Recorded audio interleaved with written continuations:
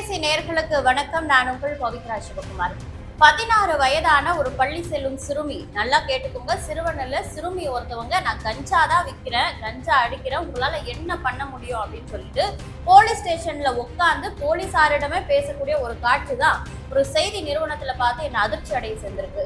இந்த செய்திக்கு பின்னணியில இருக்கக்கூடிய தகவல்கள் என்ன அப்படின்றது குறித்து தான் இந்த காணொலியில விரிவா பார்க்க போறோம்.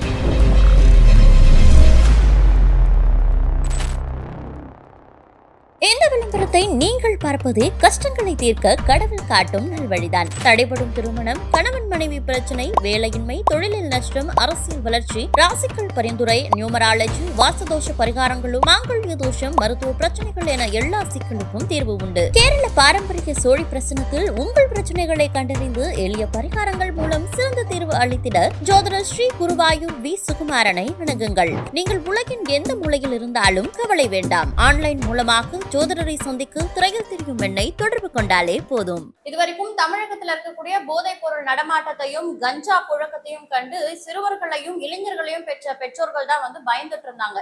நம்ம பிள்ளை வளர்ந்து இந்த சமுதாயத்துல இது போன்ற விஷயங்கள்ல சிக்கி சீரழியுமோ அப்படின்னு சொல்லிட்டு. ஆனா இதற்கப்புறம், அதாவது நான் சொன்ன இந்த நியூஸை பார்த்ததுக்கு அப்புறமா நம்ம சிறுமிகளையும் இல்ல பெண்களை பெற்றிருந்த பெற்றோர்களையும் பயப்படக்கூடிய ஒரு சூழலை தான் இந்த தமிழ்நாடு இருக்கக்கூடிய சூழல் உருவாக்கி இருக்கு.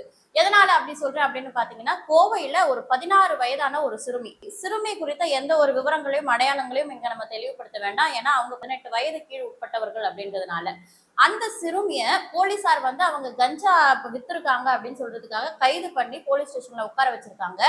அப்போ அந்த சிறுமியே முழுமையா கஞ்சா உட்கொண்டு புகைச்சிருக்காங்க, முழு போதையில இருக்காங்க. அவங்க பேசக்கூடிய அந்த பேச்சு என்னன்னா, ஆமா நான் கஞ்சா விற்கிறேன் தான், நான் பள்ளி பருவத்திலேயே என்னோட ஸ்கூல்ல நான் கஞ்சா வித்தேன், அப்போ என்னை டீச்சர்கள் கண்டிச்சு என்னை போலீஸ் ஸ்டேஷன்ல புடிச்சு கொடுத்தாங்க, நான் ஹோம்ல இருந்தேன், அங்க சில மாதங்கள் இருந்ததுக்கு அப்புறம் வெளியே வந்தேன், ஒரு வாரம் நான் எந்த பழக்கமும் பண்ணாம ஒழுங்கா தான் இருந்தேன், அதுக்கப்புறம் மீண்டும் நான் இந்த பழக்கத்துக்குள்ள போயிட்டேன், இதுக்கப்புறமும் நான் ஒழுங்கா இருப்பேன், என்னை நம்பி விடுங்க அப்படின்ற மாதிரி போலீஸார கன்வின்ஸ் பண்ணக்கூடிய விஷயங்களை பார்க்கிறோம். இன்னொன்னு, நான் கஞ்சாதான் விற்கிறேன், இப்ப அதுக்கு என்ன அப்படின்னா அவங்க திமிரான துணியில பேசக்கூடிய ஒரு விஷயத்த நம்ம பாக்குறோம்.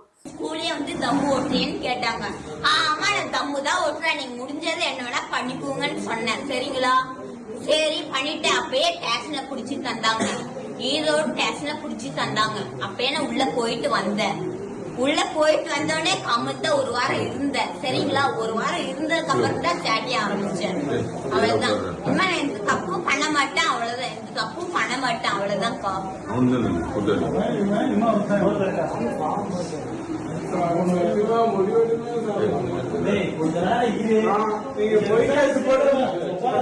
கஞ்சால மல்லிக்கல்ல தான் விக்கிறீங்களா? கஞ்சால நான் தான் ஸ்கோரிங் பண்றேன், உண்மையே சொல்றேன். நான் தான் ஒரு பையன், அவன் ஜெயில இருக்கான்க்கா, அவன் ஜெயில இருக்கான். ஸ்கோரிங் பண்ற 5 கவர் நான் கொடுத்தேன்க்கா, 5 கவர் கொடுத்து நான் தான் ரிமாண்ட் ஆனேன். பெயில் எடுத்தாங்க, கோர்ட் வச்சு பெயில் எடுத்தாங்க. அவ்வளவுதான்க்கா. இப்பவும் மயில்கல்ல பண்ணிட்டு இருக்கா? இப்ப மயிலுக்கெல்லாம் பண்ணலக்கா, இப்ப தம்மே இல்லக்கா. இப்ப தம்மு வாங்கலன்னா நாளைக்கு நான் போனேன், ஸ்கோரிங் நான் நாளைக்கு போனேக்கா. தம்ம எடுக்க உள்ளக்கா, அவங்க எல்லாம் விட மாட்டாங்க, தடி இருப்பாங்க, தடி வெடப்புன்னு சொன்னாங்க. நான் போடல. சரிங்களாக்கா.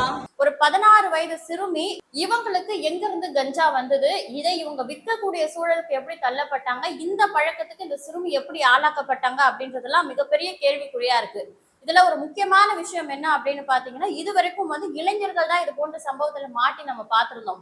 இது ஒரு பெண் வெளியே வந்திருக்காங்க. அதுவும் இந்த பெண் குடும்பத்துல இருந்து இவங்களுடைய தவறான பழக்க வழக்கத்தால தனித்து விடப்பட்டதன் காரணமா, அதாவது இவங்க ஆல்ரெடி ஹோம்க்கெல்லாம் போய் போலீசாரால கண்டிக்கப்பட்டு தனித்து விடப்பட்டதன் காரணமா இவங்க மீண்டும் போலீசார் கிட்ட மாட்டி இந்த வீடியோ வெளியே வந்திருக்கு.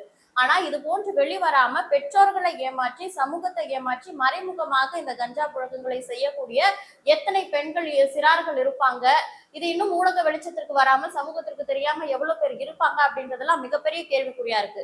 இன்னொன்னு, எந்த ஒரு நடிகரோட மகனும் நடிகையோட மகனும் இந்த போதைப் பொருள் கடத்தல் வழக்குலையோ இல்ல போதைப் பொருள் பயன்படுத்தியதா வந்த வழக்குலையோ சிக்கும் பொழுது அவங்க பெரிய அளவுல நடக்கக்கூடிய அந்த கப்பல்ல நடக்கக்கூடிய பார்ட்டிகள்லயோ ஹோட்டல்ல நட்சத்திர ஹோட்டல் பார்ட்டிகள்லயும் போதைப் பொருள் பயன்படுத்தியதா சில தகவல்கள் வருது. இப்போ அவங்களுக்கு இந்த இடத்துல போதைப் பொருள் எப்படி கிடைக்குது அப்படின்லாம் இன்வெஸ்டிகேஷன் பண்ணிக்கிட்டே இருக்காங்க. ஆனா அதற்கான முக்கிய புள்ளி யாருன்றது இது வரைக்கும் கண்டுபிடிக்காமலே இருக்காங்க. இதெல்லாம் ஒரு பக்கம் இருக்கும் பொழுது எதிர்க்கட்சி தலைவர்களா இருக்கக்கூடியவங்க, அதாவது அவங்க ஆட்சியில வந்து எந்த கஞ்சா புழக்கமும் இல்லாதது போல எதிர்க்கட்சி ஆட்சியில பேசக்கூடிய சில தலைவர்கள் வந்து இந்த ஆட்சியில இப்படி இருக்கு அப்படி இருக்குன்னு சொல்லிட்டு சில அவலங்களை வெளிச்சம் போட்டு விமர்சனம் பண்ணும் பொழுதும், இல்ல மக்களே பொதுமக்களும் ஊடகவியலாளர்களும் தமிழகத்துல போதைப் பொருள் புழக்கம் அதிகமா இருக்கு, சில குற்ற சம்பவங்கள் இதனால்தான் நடக்குது அப்படின்னு பல விஷயங்களை பேசும் பொழுதும் அதற்கு பதிலடி கொடுக்கக்கூடிய தமிழக அரசு என்ன சொல்றாங்கன்னா, அதாவது சுகாதாரத்துறை அமைச்சரா இருக்கக்கூடிய அமைச்சர் திரு மா சுப்பிரமணியன் சார் அவர்களே ஒரு சில மாதங்களுக்கு முன்னாடி சொல்லியிருந்தாரு, போதை இல்லா தமிழகமா இந்த தமிழக ஆட்சி இருக்குது,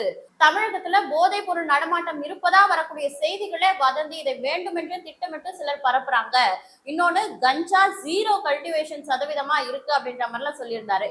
இது சொல்றதுக்கு அவங்களுக்கு மனசாட்சி இருக்குதா, இல்ல சமூகத்துல என்ன நடக்குது, தமிழகத்துல என்ன நடக்குது அப்படின்றத வெளியே வந்து பாக்குறாங்களா, மக்களுடைய சராசரி சாமானிய மக்களோட இந்த அமைச்சர்கள் பழகுறாங்களா, நாட்டு நடப்பு தெரியுதா இல்லையா அப்படின்றது நமக்கு வந்து இதை கேட்கும் பொழுது ஒரு கேள்விக்குறியா இருக்கு.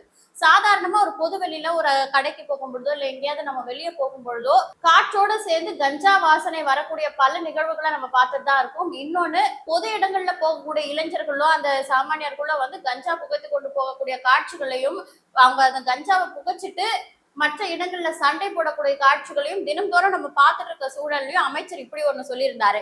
இதற்கே அந்த சமயத்துல பல எதிர்ப்புகள் வந்திருந்த சூழல்ல இந்த பெண்ணோட, இந்த கோவையை சேர்ந்த இந்த பெண்ணோட வீடியோ இன்னும் பரபரப்பை கிளப்பிருக்கு. சரி, இததான் இவங்களால கட்டுப்படுத்த முடியல, இது வந்து கள்ளச்சந்தையில விற்கப்படுது அப்படின்னு சொன்னா கூட, டாஸ்மாக் அப்படின்றது வந்து அரசாங்கத்தால விற்கப்பட்ட அங்கீகரிக்கப்பட்ட மதுபானம்.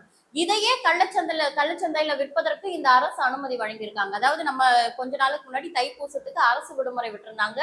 அப்போ வந்து நிறைய தகவல்கள் வந்தது, எவ்வளவு பேர் வீட்லயே டாஸ்மாக்னு போர்டு போட்டு மாட்டி விற்கிறாங்க அப்படின்றதெல்லாம் நமக்கு வீடியோ செய்திகள் மூலமா தெரிய வந்தது. இதுக்கெல்லாம் குறிப்பா இன்னொன்னு பார்க்க போனா, இந்த செய்திகளை எல்லாம் வெளியிடக்கூடிய அந்த நிறுவனங்களை பார்த்து கூட மற்ற செய்தி நிறுவனங்கள், ஆளுங்கட்சிக்கு விலை போன செய்தி நிறுவனங்கள் இது போன்ற செய்திகளை போடுறதே கிடையாது. இந்த ஒரே ஒரு குறிப்பிட்ட செய்தி நிறுவனத்துல மட்டும்தான் இது போன்ற செய்திகள் தொடர்ச்சியா வந்துட்டே இருக்கே தவிர, மற்ற செய்திகள் அனைத்தும் இவையெல்லாம் பார்த்து கூட ஒரு செய்தி வந்துருச்சுன்னா தொடர்ச்சியா அது குறித்தே போடக்கூடியவங்க கூட இந்த செய்திகளை யாரும் கண்டுகொள்றதே கிடையாது. இப்ப எலெக்ஷன் வர சமயத்துல லேப்டாப் கொடுக்குறாங்க, விலையில்லா வாஷிங் மிஷின் கொடுக்குறாங்கன்னு இது போன்ற செய்திகளையே மட்டுமே தேர்தல் ஆதாயத்திற்காக மக்கள் மனசுல ஊடகம் மூலமா புகுத்த நினைக்கக்கூடிய ஊடகங்கள் இது போன்ற விஷயங்களையும் மக்களுக்கு கடத்தினாதான் இந்த ஆட்சியின் அவல நிலை அப்படின்றது மக்களுக்கு தெரிய வரும். ஆனா அதை செய்யறதை விட்டுட்டு மக்களுக்கு தேவையில்லாத பல விஷயங்கள், இந்த நடிகர் இப்படி சொன்னார், அந்த நடிகர் அப்படி சொன்னார், இதை பற்றி மட்டுமே ரிப்பீட்டடா போட்டு மக்கள் மனசுல வேற ஒரு விஷயத்த மாற்றி திணிக்கிறாங்க. இதுல இன்னொரு கொடுமை என்ன அப்படின்னு பாத்தீங்கன்னா, இதெல்லாம் சட்டவிரோதம் தெரிஞ்சும் பயன்படுத்தக்கூடிய விற்கக்கூடிய இந்த நபர்கள், அதாவது இந்த பெண்ணும் வந்து போலீஸ் ஸ்டேஷன்ல என்ன சொல்றாங்கன்னா, ஆமா நான் கஞ்சா வைக்கிறேன், உங்களால என்ன பண்ண முடியும் அப்படின்னு கேக்குறாங்க. இதே போல தைப்பூசம் மணிக்கு கள்ளச்சந்தையில டாஸ்மாக் மது விற்ற அந்த ஒரு பெண்மணி அவங்களும் என்ன கேக்குறாங்கன்னா, போலீஸ்காரங்கள இதெல்லாம் கண்டுக்கல, நீங்களா என்ன பிஸ்கோத் அப்படின்ற மாதிரி அவங்க இவ்வளவு திமிரா பேசுறாங்க அப்படின்னா, அவங்களுக்கு உறுதுணையா நிற்கக்கூடிய அந்த அரசு அதிகாரி யாரோ ஒருத்தவங்க பலம் இல்லாமலோ இல்ல போலீஸ்காரங்க சப்போர்ட் இல்லாமலோ இந்த அளவுக்கு அவங்க பேச மாட்டாங்க. சோ இந்த அளவுக்கு அதிகாரத்தை கொடுத்தது யார் அப்படின்றதுதான் மக்களுக்கு எழக்கூடிய ஒரு பெரிய கேள்வியா இருக்கு.